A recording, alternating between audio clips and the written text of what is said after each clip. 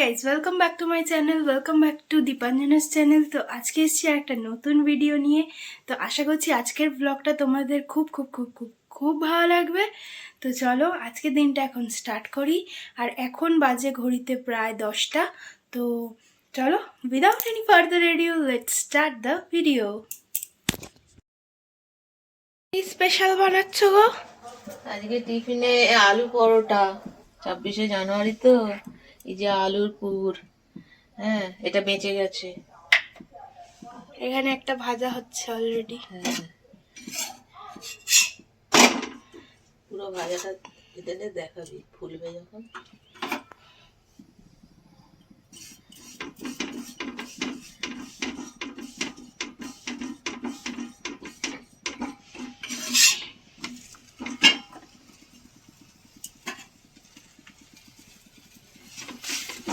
সরষের তেল দিয়েই করতে হয়।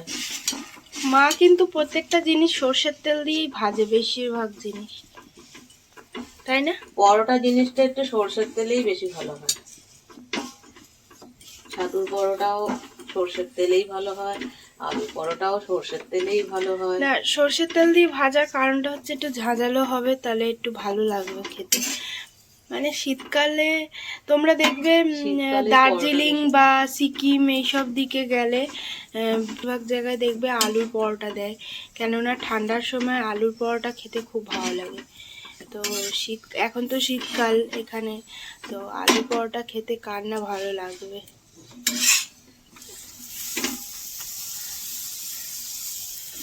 দেখছো কেমন ফুলেছে, দারুণ ফুলে গেল পরোটাটা, যেন একদম মনে হচ্ছে না লুচি ভাজা হচ্ছে। অপূর্ব স্বাদ হবে, অপূর্ব স্বাদ, স্বাদের কোনো তুলনাই নেই। রেসিপি বললে দেব। হ্যাঁ, যদি কেউ দেখতে চাও আলু পরোটা রেসিপি, অবশ্যই কমেন্ট করে জানাবে, অবশ্যই রেসিপি দেবো। কি রে, কেমন হয়েছে? আর বল তো এটা কিসের পরোটা? আলুর। তো টেস্টি হয়েছে? দারুণ হয়েছে। এখন যাব গিয়ে মাকে জিজ্ঞেস করব রান্নাঘরে গিয়ে যে কি রান্না হচ্ছে আজকে দুপুরের মেনুতে। তো দেখতে পাচ্ছ চুলে অনেক তেল লাগিয়ে ফেলেছি, শ্যাম্পু করব আজকে, কালকে রাতে তেলটা লাগিয়েছিলাম। তো এখন আমরা একটু বেরোবো, মানে গাড়িটা অনেক দিন বের করা হয়নি, তো এখন গাড়িটা বের করব। আর তার আগে চলো মাকে গিয়ে জিজ্ঞেস করে নিই। আর সবাইকে জানাই আজকে হ্যাপি রিপাবলিক ডে।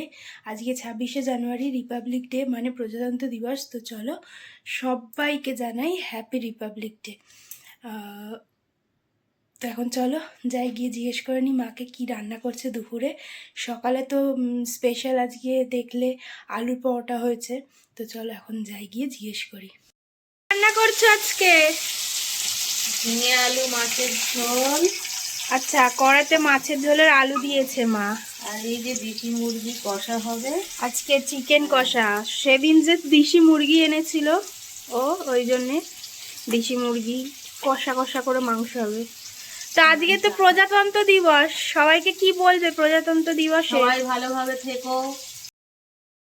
আমরা রেডি হয়েছি, এই যে ওকেও স্নান টান করিয়ে রেডি করিয়ে নিয়েছি, দেখতে পাচ্ছ। বাইরে যাবো বলে ওরা তস হয়েছে না বেরোবে। তো এখন চলো যাই, তারপর দেখাচ্ছি কোথায় যাচ্ছি, কি করছি না করছি। চলো যা যাক। তো এই যে আমরা এখন বেরিয়েছি, দেখতে পাচ্ছ যাচ্ছি। এই যে এখানে এরাও আছে, এনারাও এখন এ গাড়ি চালাবে।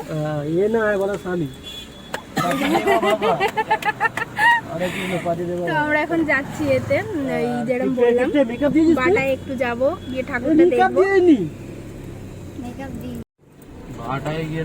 আমরা এখন যাচ্ছি, এটা হচ্ছে কি আমাদের বজবজ বালুঘাট যেটা বলে, এখানে সামনেই আছে গঙ্গা, তোমরা দেখতে পাচ্ছ গঙ্গা সমুদ্র ধার। আমরা চলেছি অন্তরে অন্তরে ভালোবাসা নিয়ে, রাজা চলেছে।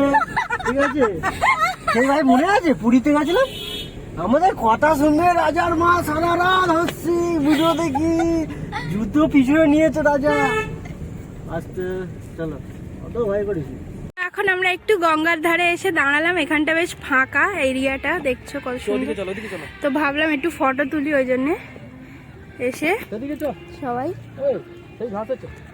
ওই যে ওখানে দাঁড়িয়ে আছে একজন। গাড়ি নামিয়ে দিলে আর ঢুকবে না, ওখানে গাড্ডায় বসে যাবে। না না, গাড়ি নামাতে হবে না, এখানেই থাক। এখন এরা হাস্যকর কাণ্ড করলো, গাড়ি আমরা লক করতে বলছি আর উনি ওদিক দিয়ে নেমে দরজাটা খুলে রেখে দিয়েছে।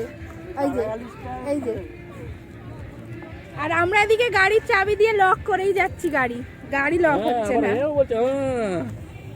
বলো কোথায় আসছি আমরা? এই যে কোথায় কোথায় আসছি বাবা? নামটা সার্থক। ও জামা খেতে ব্যস্ত এখন। গঙ্গার পাড়ে একটা দেখলাম কালীমায়ের মন্দির আছে। দেখছো এইটা হচ্ছে 111 ফুটের সরস্বতী ঠাকুর আর কি।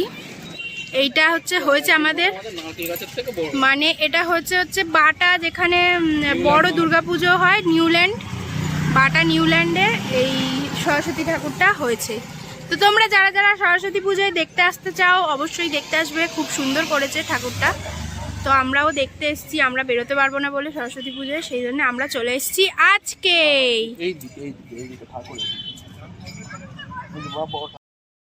এই যে আমরা বড় ঠাকুরটা দেখলাম, দেখে এখন যাচ্ছি হচ্ছে বড় পিসির বাড়ি, মানে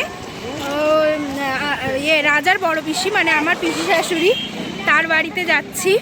তো চলো এখন যাওয়া যাক। বাড়ি চলে এসেছি, তো অনেক বেলা হয়ে গেছে, এখন প্রায় 3টে বাজতে যায়। অনেক দেরি করে আসতে হলো, কারণ পিসিদের বাড়িতে যে যাবো সেটা কোনো প্ল্যানিং ছিল না, হঠাৎ করে গেলাম। তো কারণ পিসি মানে পুচকেকে দেখেনি হওয়ার পরে, ওই জন্য ওখানে নিয়ে গেছিলাম আর কি। পিসি আসতে পারেনি, পিসির পায়ে ব্যথা বলে। তো এখন যাই হোক, পিসির বাড়িটারি থেকে ঘুরে এসেছি, অনেকটা টায়ার্ড। আমি এখন যাবো, গিয়ে খুব খিদে পেয়েছে, খাবো। তো চলো এখন গিয়ে ফ্রেশ হয়ে খেয়ে নিই।